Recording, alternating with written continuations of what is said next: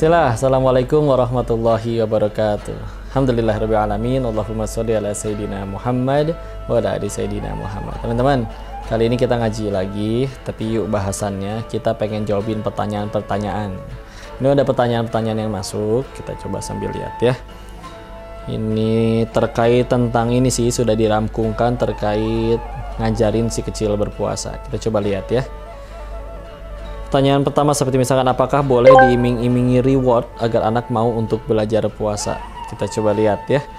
Ada kutipan hadis dari hadis riwayat Imam Bukhari, qala Rasulullah Muhammad SAW bersabda, yang maknanya ini hadis riwayat nomor 1824. Pokok izin bacain ya.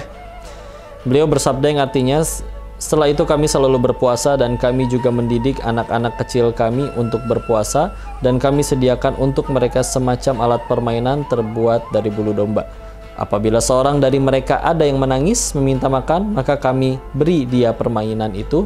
Demikianlah terus kami lakukan hingga tiba waktu untuk berbuka.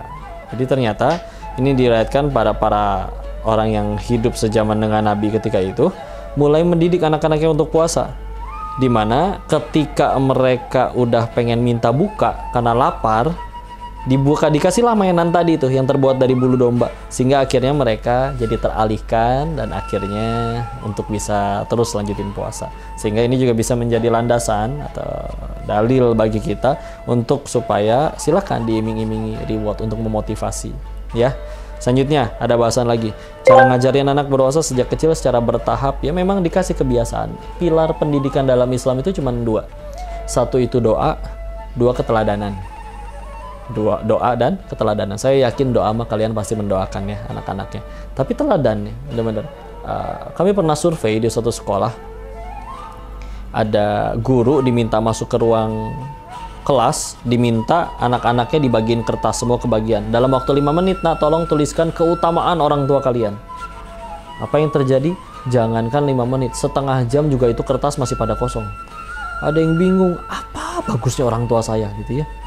Tapi dari sekian banyak itu ada sedikit yang anak itu sampai minta kertas lagi karena belum selesai menuliskan keutamaan orang tuanya. Ini Masya Allah ya. Dan ketika dilihat anaknya lebih beradab, lebih rajin, lebih cerdas, orang tuanya juga jadi tokoh masyarakat, jadi kebaikan. Dan uniknya ketika ditanya siapa idolamu wahai anak, maka jawabannya nggak cuma Rasulullah, tapi ayahku atau ibuku. Jadi benar-benar pengen mengidolakan orang tuanya. Dan ketika si orang tua sudah jadi teladan, ini Masya Allah, membuat mereka juga mau ngikutin karena bagi mereka keren. Seperti izin ya, apakah Rasulullah ngedidik sahabat pada jadi hebat? Apakah Rasul pernah mukul mereka? Izin, jawabannya ternyata pernah ya. Ibnu Abbas radhiyallahu anhu masbuk sholat tahajud di belakang Nabi, di sebelah kiri dijewer, dipindahi ke kanan. Atau mungkin riwayat yang lebih masyhur terkait ketika menjelang Nabi akan wafat, kan beliau tanya, siapa yang pernah saya zolimi? Balas hari ini juga. Ada yang angkat tangan, pernah kepukul perut saya pakai tongkat. Silakan balas. Oh, waktu itu saya nggak pakai baju. Rasul lepas pakaiannya, coba kelihatan perutnya sedang diganjel batu, sedang menahan lapar. Sahabat yang lain udah geram. Tapi kalian tahu, apakah orang itu akhirnya mukul Nabi atau meluk Nabi? Meluk Nabi. Ada yang pernah kena pukul, walaupun tidak dijelaskan sengaja atau tidak sengajanya di hadis tersebut, tapi lihat, nggak ada yang dendam, nggak ada yang benci, nggak ada yang kesal sama Nabi. Kenapa? Beliau mengagumkan. Yuk jadi teladan. Ketika doa sudah, teladan dijaga, lebih mudah demi Allah bagi kita ngajarin anak puasa. Sehingga yuk harus mulai dari orang tuanya. Sama, ngajarin supaya pengen ngapal, orang tuanya ngapal juga. Meskipun nanti kalah hafalannya dengan anaknya, karena lebih fresh hafalan anaknya, tapi nggak apa-apa. Ya, selanjutnya, kapan anak bisa mulai diajarkan berpuasa? Silakan. Dari mulai dia mau, pengen, bisa diajak komunikasi, tidak ada batasan. Beda seperti misalkan ketika sholat, ada riwayat yang menjelaskan kalau sudah di umur 7 tahun sudah mulai diajarin puasa. Kalau udah sholat, kalau umur 10 tahun masih belum mau sholat, itu sudah boleh dipukul.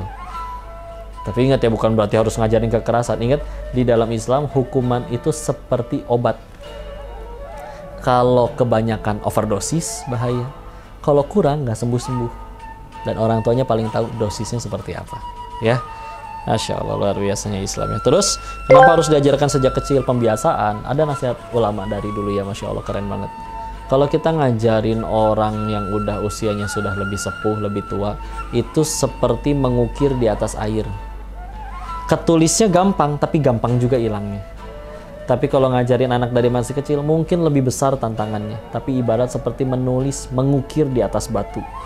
Batu kalau udah keukir, sampai kapan juga masih ada ukirannya. Walaupun ukirnya butuh tenaga lebih berat, butuh tenaga lebih kuat. Jadi mulai dari sekecil mungkin, silakan ketika udah mulai bisa diajak ngobrol, komunikasi, dia sudah mulai ingin meniru. Bahkan usia 0-5 kan anak itu belajarnya dengan meniru. Karena dia belum masuk usia tamyiz yang bisa untuk menilai mana yang baik atau buruk bagi dirinya. Ya, ini yang terakhir, siapa yang paling berperan mengajarkan anak berpuasa? Sebetulnya memang paling idealnya orang tua. Kita pikirin ya, kalau memang pendidikan itu Allah pengennya serahin kemana sih? Apakah kita tinggal sekolahin anak, terus tolong bilang kepala sekolahnya, Pak Kepala Sekolah, lulus-lulus anak saya jadi soleh ya? Oh, itu gimana ceritanya? Kan nggak mungkin juga. Maka dari situ, ternyata ada ayat seperti Quran surat 25 Al-Furqan ayat 74 nih.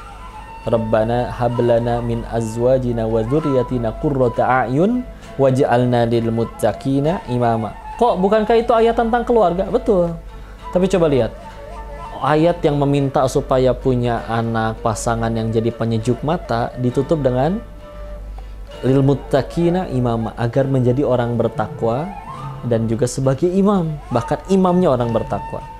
Allah menginginkan imam dihasilkan itu, orang bertakwa itu dari keluarga. Ayat tentang keluarga. Kadang kan kita suka gampangin. Udah masuk sekolah itu, tolong ya Pak Kepsek, lulus anak saya jadi soleh. Itu gimana ceritanya? Sedangkan mereka lebih sering ketemu sama orang tuanya di rumah. Di sekolah iya bisa jadi gurunya soleh, bagus. Di rumah ngelihat orang tuanya ada teladan yang tidak baik, ini kan juga jadi masalah. Maka mulai dari mana? Sebaiknya memang dari orang yang terdekat. Apalagi kan terkait anak itu yang paling akan dihisap kan orang tuanya, bukan gurunya. Udah diamanahi dulu, mohon tolong saya pengen punya anak. Setelah akhirnya punya anak, misalkan ternyata tidak dididik dengan baik, atau naudzubillah malah diberikan contoh-contoh yang tidak baik. Maka siapa yang paling berperan mengajarkan anak berpuasa? Maka tentu dari keluarganya dulu, orang terdekatnya, walaupun semuanya bisa jadi pahala jariah ya. Kita terus jadi manfaat, nyebarin kebaikan, berikan yang contoh yang terbaik. Gak ada yang tahu siapapun yang meniru, entah anaknya siapa atau anak kita sendiri, bismillah. Yang penting jadi pahala jariah dan jadi amal soleh. Mudah-mudahan bermanfaat. Barakallahu fikum. Assalamualaikum warahmatullahi wabarakatuh.